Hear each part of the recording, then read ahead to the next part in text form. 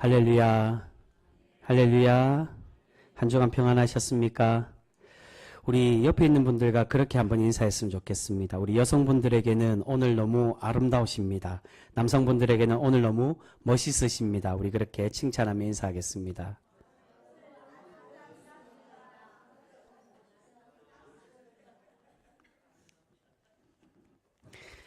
여러분, 옆에 있는 분들이 정말로 아름답고 멋있어 보이십니까? 우리가 서로 그렇게 인사한 것처럼 아름다워 보이고 멋있어 보이는 이유는 우리가 하나님의 은혜 안에 거하는 사람이기에 하나님이 우리를 아름다운 존재로 만들어 가시기 때문인 줄 믿습니다.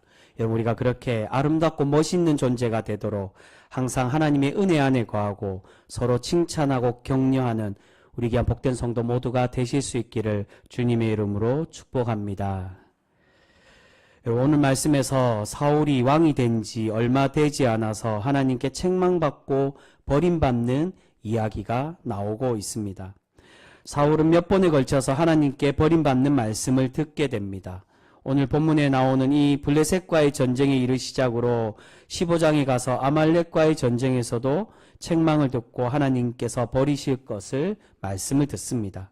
공식적으로는 이 두 사건에서 말씀하시지만 간접적으로는 28장에 가서 엔돌에 신접한 여인을 통해 사무엘의 영혼을 부르는 사건으로 하나님께 가증한 죄를 저지르는 사람이 되고 말게 됩니다. 이처럼 사울은 이스라엘의 왕은 되었지만 그는 점점 하나님과 멀어지고 하나님의 뜻이 아니라 자신의 뜻대로 이스라엘을 다스림으로 왕으로서 탈락이 되고 말았습니다.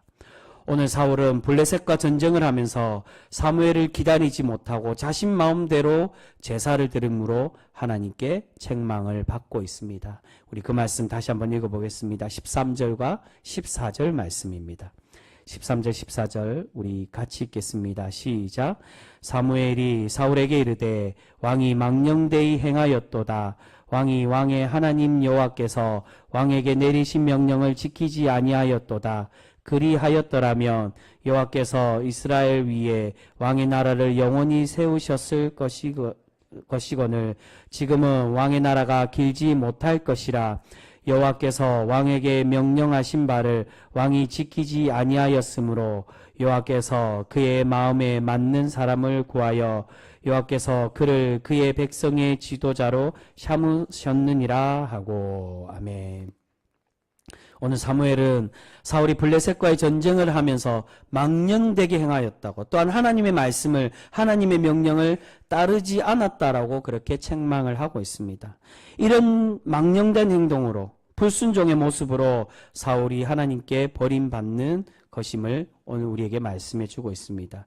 근데 여러분, 과연 사울이 어떤 행동을 했기 때문에 망령된 행동이며 하나님께 불순종한 그러한 모습이라고 말씀하고 있는 것일까요? 과연 사울이 어떤 행동이 정말로 하나님 보시기에 그렇게 잘못된 행동이었을까요? 오늘 본문에서는 사울의 이 행동을 이렇게 설명을 하고 있습니다. 그 말씀 10절에서 12절까지의 말씀입니다. 과연 사울은 어떤 행동을 했기 때문에 이러한 책망을 받느냐? 그 말씀이 10절에서 12절까지 말씀입니다. 우리 같이 읽겠습니다. 시작. 번제 드리기를 마치자 사무엘이 온지라. 사무엘이 나가 맞으며 문안하매 사무엘이 이르되 왕이 행하신 것이 무엇이냐 하니 사울이 이르되 백성은 내게서 흩어지고 당신은 정한 날 안에 오지 아니하고 블레셋 사람은 민마스에 모였으므로 내가 보았으므로 이르에 내가 이르기를 블레셋 사람들이 나를 치러 길갈로 내려오겠거늘 내가 여호와께 은혜를 구하지 못하였다 하고 부득이하여 번제를 드렸나이다 하니라. 여러분, 오늘 이 말씀에서 사울이 하나님 말씀에 불순종하고 망령되게 행한 행동을 두 가지로 설명하고 있습니다. 그 두 가지가 첫 번째로 바로 우리가 흔히 아는 대로 사울이 자신의 권한을 넘어서 제사장이 드려야 될 그 제사를 자신 마음대로 하나님께 드렸기 때문이라는 것입니다. 여러분, 나중에 보시면 다윗과 솔로몬도 하나님께 제사를 드렸다라고 설명하는 본문이 여러 곳에 나오고 있습니다. 하지만 그 말씀은 다윗과 솔로몬이 독단적으로 하나님께 제사를 드렸다는 그러한 것을 말하는 것이 아니라 다윗과 솔로몬이 주도하여서 제사장이 하나님께 제사 드릴 수 있도록 도왔다는 것을 의미합니다. 그런데 오늘 사울은 어떻습니까? 사무엘이 7일 동안 자신을 길갈에서 기다리라고 명령했는데 사울은 7일이 넘도록 사무엘이 오지 않자 자신 마음대로 혼자서 제사를 드리고 있었다는 것입니다.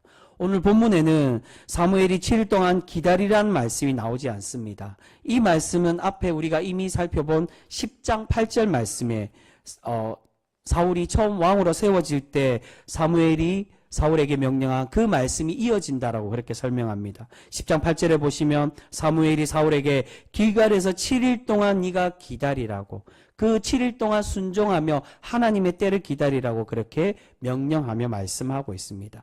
그 말씀이 오늘도 사무엘이 동일하게 사울에게 그렇게 명령하며 이야기했다는 것입니다. 이처럼 사울은 하나님께 맡기신 권한을 넘어서 자신 마음대로 제사를 드림으로 하나님께 책망을 받고 있는 것입니다. 그런데 여러분, 어떤 면에서 보면 이 사울에게만 정말로 잘못이 있는 것일까요? 표면적으로 보면 사무엘 또한 잘못이 있는 것처럼 비춰집니다. 사무엘의 명령대로 사울은 7일 동안 기다렸는데 사무엘이 어떻게 하고 있습니까?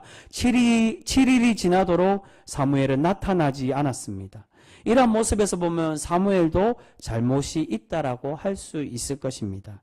여러분, 여기서 두 번째 잘못이 나옵니다. 그것은 사실 여기서 정말로 하나님께서 책망하시는 이유는 사무엘이 7일을 넘어서 오지 않은 것이나 또는 사울이 단순히 권한을 넘어서 제사를 드렸다는 이것이 중요한 것이 아니라 그보다도 더 중요한 의미가 있습니다. 그것은 사울은 하나님의 때를 기다리고 하나님의 뜻을 구하지 않고 오직 자신 마음대로 자신이 뜻하는 대로 제사를 드리고 전쟁을 하려고 하고 있었다는 것입니다. 이 말은 제사를 드렸냐 드리지 않았느냐 그 고난을 넘은 것도 문제지만 더 큰 의미는 그 제사를 드릴 때 하나님, 내가 이 전쟁을 해야 되는지 그 뜻을 구하고 물어야 되는데 그러지 않았다는 것입니다. 여러분, 처음 이 전쟁이 시작된 배경이 무엇입니까? 그것은 사울의 아들 요나단이 먼저 블레셋을 공격함으로 전쟁이 시작되었습니다. 그 말씀이 앞에 3절에 나옵니다. 우리 3절 말씀도 같이 읽겠습니다. 3절입니다. 같이 읽습니다. 시작. 요나단이 게바에 있는 블레셋 사람의 수비대를 치매 블레셋 사람이 이를 들은지라 사울이 온 땅에 나팔을 불어 이르되 히브리 사람들은 들으라 하니. 아멘. 사울은 군대를 둘로 나누었습니다. 그 말이 2절에 나옵니다. 자신은 2,000명과 함께 길갈에 있었고 요나단은 1,000명과 함께 기브하에 주둔해 있었습니다. 그런데 요나단이 갑자기 블레셋을 공격하여 이 전쟁이 시작되었다는 것입니다. 오늘 본문을 보면 조금 전에 읽은 3절 말씀에 블레셋 사람의 수비대라고 말하지만 원어상으로는 군대 장관으로도 그렇게 해석이 되어집니다. 블레셋 땅을 넘어서 블레셋의 경계를 넘어 블레셋을 치고 또한 군대 장관과 싸웠다는 것입니다. 본문에서는 요나단이 독단적으로 전쟁을 먼저 시작한 것으로 보여지지만 그러나 4절에 보시면 어떻게 설명합니까? 사울이 블레셋 사람들의 수비대를 쳤다라고 말씀하고 있습니다. 요나단이 블레셋을 공격한 것은 단순히 자신이 혼자 그렇게 공격한 것이 아니라 자신의 아버지 이스라엘의 지금 왕이 된 사울의 명령하에 지금 전쟁을 하고 있었다는 것입니다. 그런데 여러분, 전쟁은 누구에게 속한 것이라고 성경 우리에게 말씀합니까? 전쟁의 주인은 오직 하나님께 속한 것이라고. 전쟁의 주인 되신 분은 오직 하나님이심을 성경 우리에게 말씀하고 있습니다. 그래서 사무엘상 나중에 이제 나오는 17장에 사무엘상 17장 47절에 보면 다윗이 골리앗과 싸울 때 동일하게 고백을 하고 있습니다.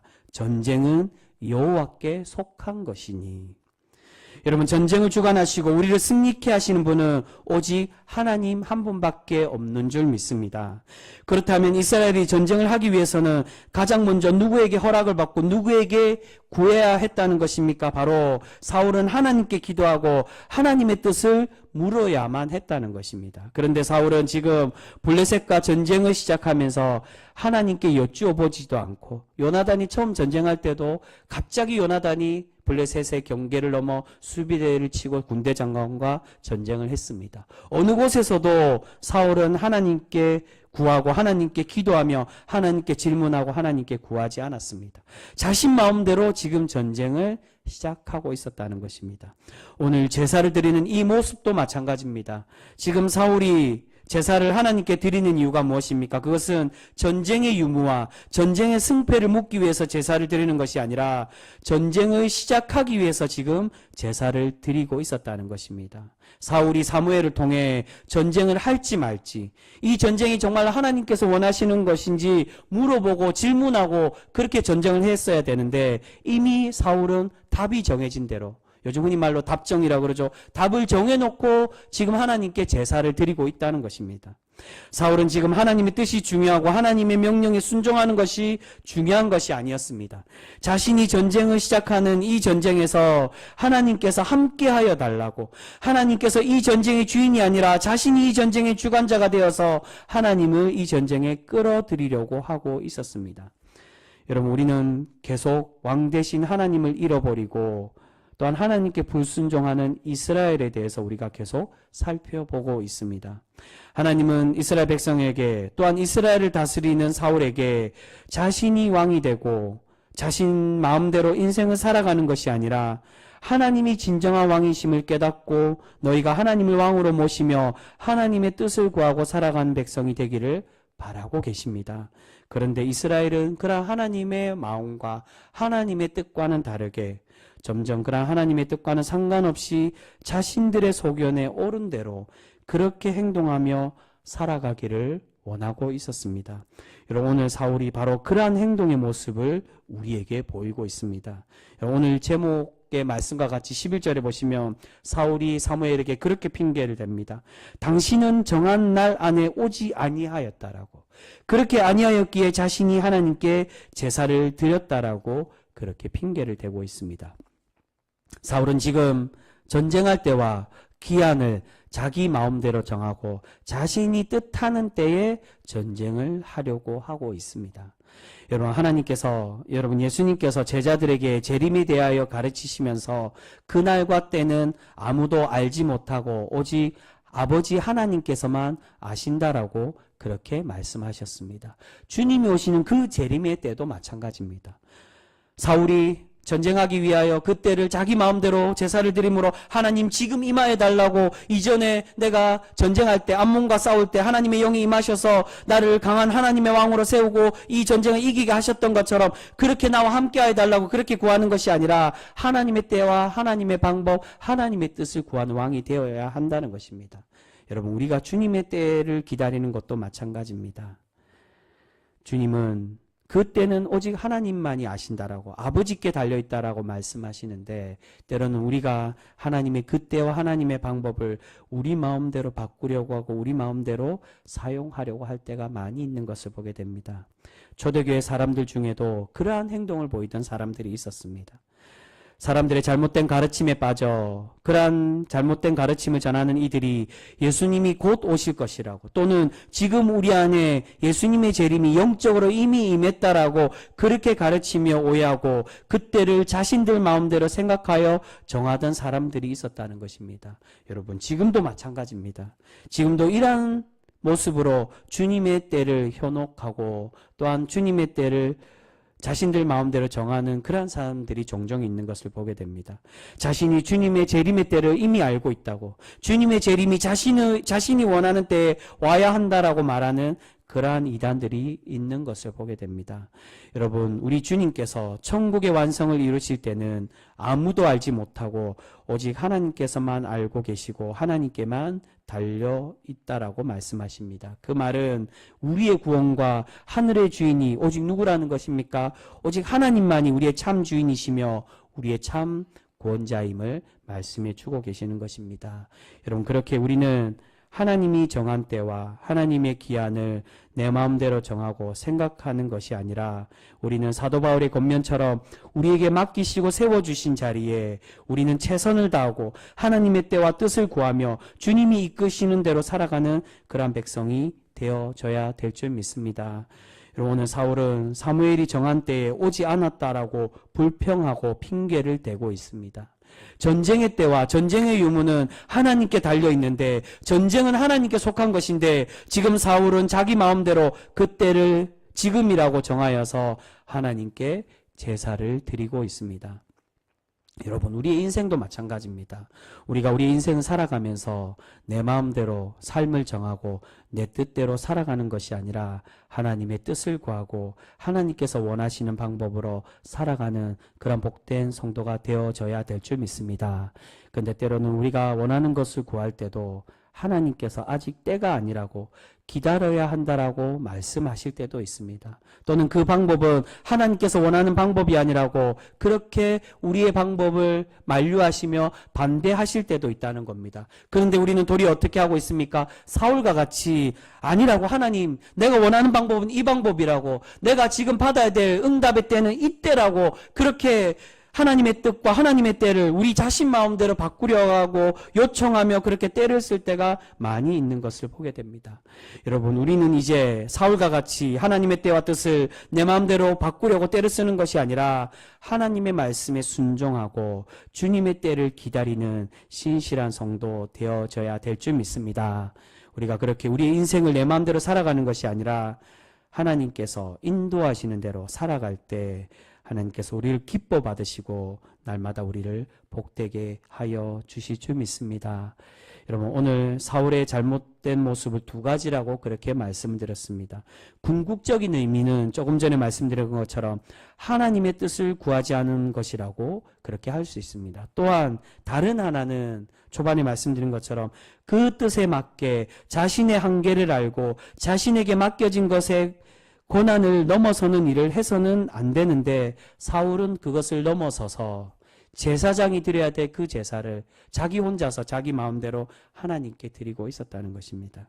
사울이 아무리 왕이라고 하더라도 하나님께서 정하시는 고난을 넘어서는 결코 안 되는 것입니다. 여러분, 이 말씀은 오늘 살아가고 있는 우리 목회자들과 또한 신앙인들에게 너무나도 중요한 의미를 가지고 있습니다. 많은 목회자들이 자신의 고난을 넘어서려고 하는 그러한 사람들이 많이 있는 것을 보게 됩니다.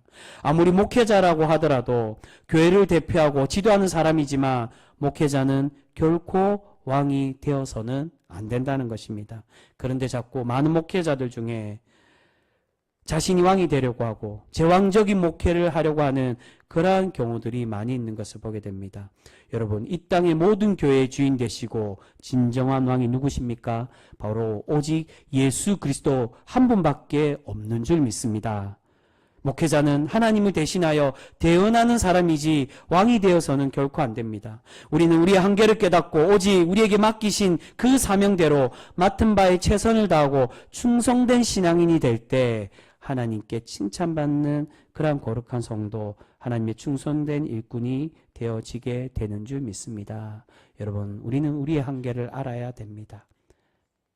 우리의 한계를 넘어서 하나님, 내가 이것까지 할 수 있다고, 지금 이것을 내가 해야 된다라고 그 한계와 그 때와 그 방법을 내 마음대로 정해서 그것을 넘어서려고 하는 것이 아니라 사울과 같이 이렇게 하나님께 책망받는 그런 불청한 모습으로 살아가는 것이 아니라 하나님의 뜻을 구하고 순종하며 나에게 맡기신 그 자리에 자신을 드러내고 자신이 더 위대한 왕이라고, 더 하나님의 위대한 일꾼으로 나는 세워질 수 있다라고 자신을 높이고 자랑하기 위해 그렇게 우리 한계를 넘어서는 것이 아니라 우리에 맡기신 그것에 우리가 충성되이 순종하며 살아가 하나님께 칭찬받는 그런 성도 우리 모두가 되실 수 있기를 소망합니다.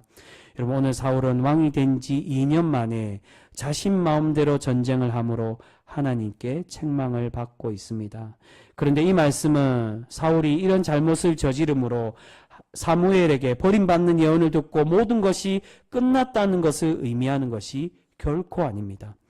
하나님은 사울이 잘못을 저지를 때마다 계속 책망하시며 말씀하고 계십니다. 그 뜻이 무엇입니까? 그것이 무엇을 의미합니까? 그 말은 지금이라도 사울, 네가 너의 잘못을 깨닫고 그것을 돌이켜 하나님께 돌아오라고. 그러면 내가 너를 용서하고 받아주겠다라고. 오늘 너의 때는 끝났다라고. 너의 후손에 너의 아들 때 이제 왕이 물려주지 않겠다라고 그렇게 말씀하시지만, 그러나 사울이 자신의 잘못을 깨닫고 돌이켜 하나님께로 돌아온다라면 하나님은 반드시 사울을 용서하시고 그의 때를 길게 그렇게 만들어 가셨을 것입니다. 그런데 사울은 그렇게 하지 않았다는 것입니다.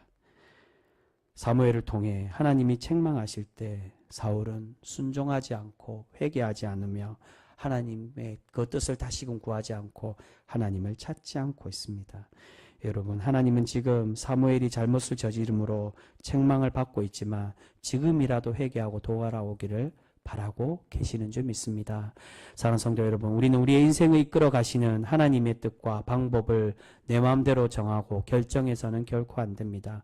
우리는 오로지 날마다 하나님의 뜻을 구하고 하나님의 때와 하나님이 이끄시는 대로 살아가고자 노력하는 신앙인이 되어야 합니다. 하지만 때로는 우리가 사울처럼 실수하고 실패하고 넘어질 때도 분명히 있습니다. 그러나 그럴 때일지라도 우리가 잊지 말아야 할 것은 하나님은 그 순간에도 여전히 우리를 기다리시고 우리가 돌아오기를 바라고 계시는 줄 믿습니다. 우리가 이제 우리에게 두 팔 벌려 우리를 맞아주시는 하나님께로 날마다 돌이키고 하나님을 의지하고 하나님 뜻대로 살아가는 그러한 성도 모두가 되실 수 있기를 바랍니다. 여러분, 우리가 그렇게 날마다 하나님을 의지하며 살아갈 때 하나님께서 우리를 하나님의 칭찬받는 그러한 아름다운 성도로 우리를 세워가 주실 줄 믿습니다. 여러분, 사울은 사무엘이 당신이 정해진 기한에 오지 않았다라고, 그래서 그 기한을 내가 정하고 그 뜻을, 그 기한과 그 방법과 뜻을 내 마음대로 정하여 행동했다라고 그렇게 이야기합니다. 우리가 사울과 같이 우리의 인생의 방법, 우리의 인생의 때 하나님의 응답을 내 마음대로 정하며 살아가는 것이 아니라 더 하나님께 간절히 나아가고 하나님께 구하며 하나님이 우리를 통하여 어떻게 이끌어 가실지를 기대하고 그 말씀에 순종하여 살아가 하나님께 칭찬받는 그러한 거룩한 성도 우리 모두가 되실 수 있기를 주님의 이름으로 축복합니다. 기도하겠습니다.